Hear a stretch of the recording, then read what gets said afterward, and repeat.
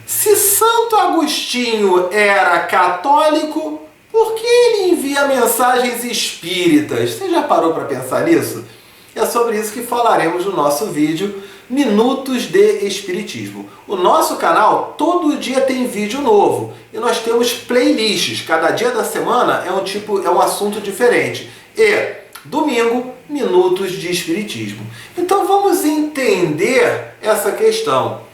Na semana passada nós falamos sobre os santos. Será que o santo ele não precisa reencarnar? Será que o santo ele já é um espírito puro, evoluído? Será que o santo ele não muda mais nada? Já é perfeito? Falamos isso na semana passada. E nós temos nas obras espíritas, em especial no Evangelho segundo o Espiritismo, inúmeras mensagens atribuídas a Santo Agostinho. Santo Agostinho, através dos médiuns, enviou várias mensagens dando esclarecimentos no que diz respeito a Jesus.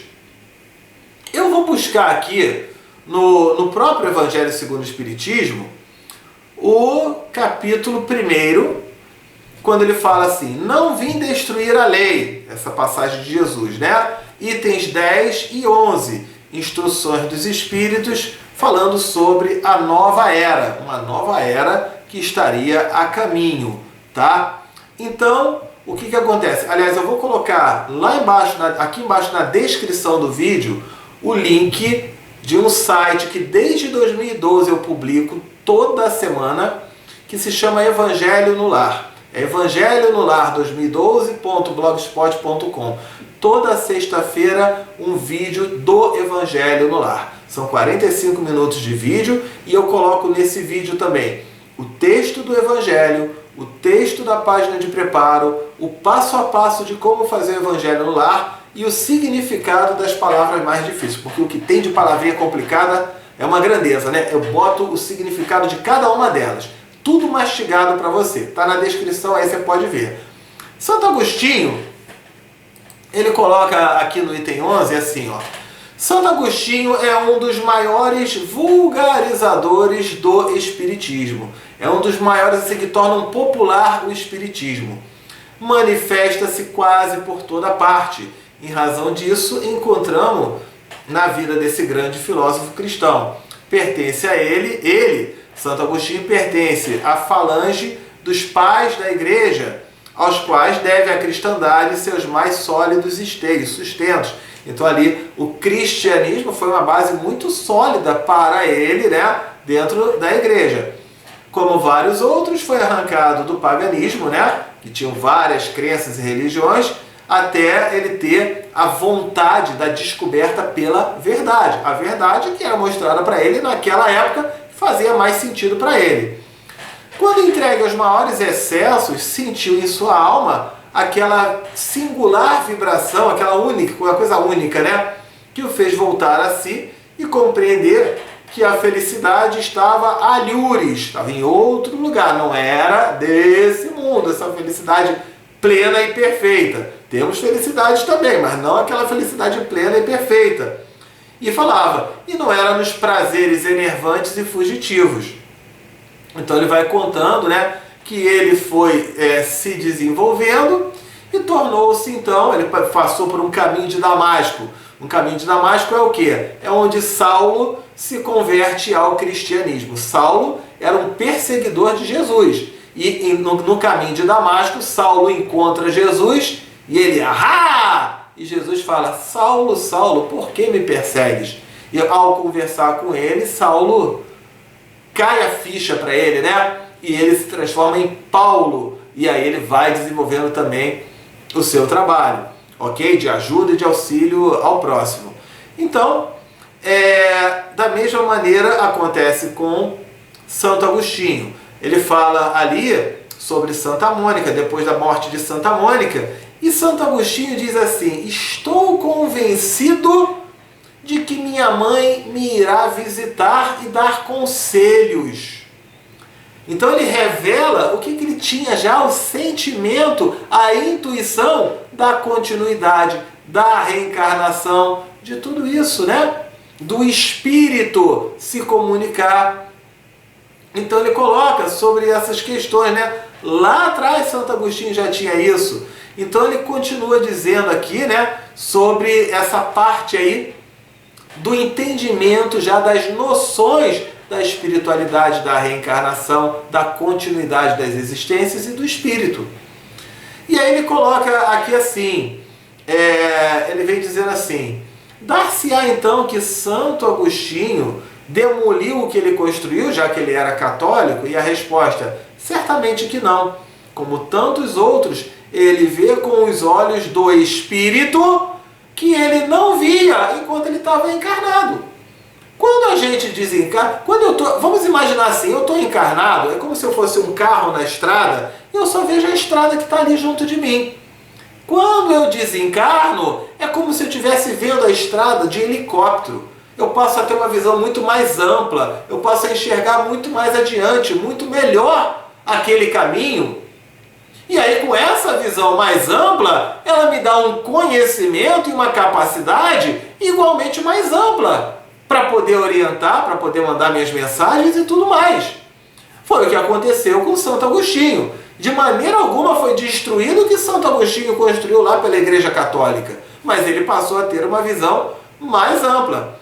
Novas ideias, ele coloca assim, ó, com tantos outros, ele vê com os olhos do espírito que não via enquanto homem. Liberta sua alma e entrevê claridades novas, compreende o que antes não compreendia. Novas ideias lhe revelaram o sentido verdadeiro de algumas sentenças. Na terra, apreciava as coisas de acordo com os conhecimentos que possuía. Desde que, porém, uma nova luz lhe brilhou, ele pôde apreciá-la de uma maneira mais sensata. Assim, é que teve de abandonar a crença que alimentara lá atrás, né? E aí ele já foi trabalhando uma outra visão, uma outra noção. E por que não dizer uma outra missão de Santo Agostinho? Porque naquela época ele tinha que falar aquilo mesmo que ele falava. Ele já chegando num processo de evolução, de desenvolvimento do planeta, isso já o permite enviar outras mensagens e outros conhecimentos. Então, só para colocar isso, o espírito, ele está preocupado, na prática do bem. Espírito não tem apego à religião, espírito de luz não tem apego à religião. Ou será que você vai chegar, um espírita te pede ajuda, um evangélico te pede ajuda, e você fala, não, eu sou católico, eu só ajudo católico. Será que você iria fazer isso? Se você fizer, você já não está mais agindo como um cristão. Simplesmente isso. Se você for um espírita, né, eu só vou ajudar se for espírita, você já não está agindo mais como um cristão. Se você for um evangélico, não, eu só vou ajudar quem for evangélico, você também já não vai estar mais agindo como um cristão. Porque Jesus ensinou o quê? Amai-vos uns aos outros. Ou ele falou, amai-vos só quem for católico, ou só quem for judeu, ou só quem... Amai-vos uns aos outros. Foi isso que ele nos ensinou.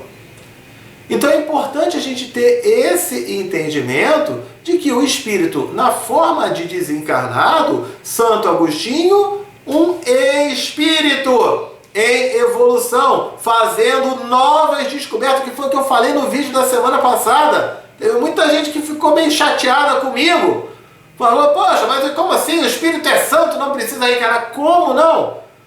Ele faz descobertas, como não? E a gente tem aqui então, ó, no próprio Evangelho segundo o Espiritismo, no capítulo 1, falando sobre isso, que Santo Agostinho passou a ter novas descobertas, novos conhecimentos. E assim como os outros, Santo Agostinho pode também reencarnar? Pode, também pode reencarnar. Qual é o problema?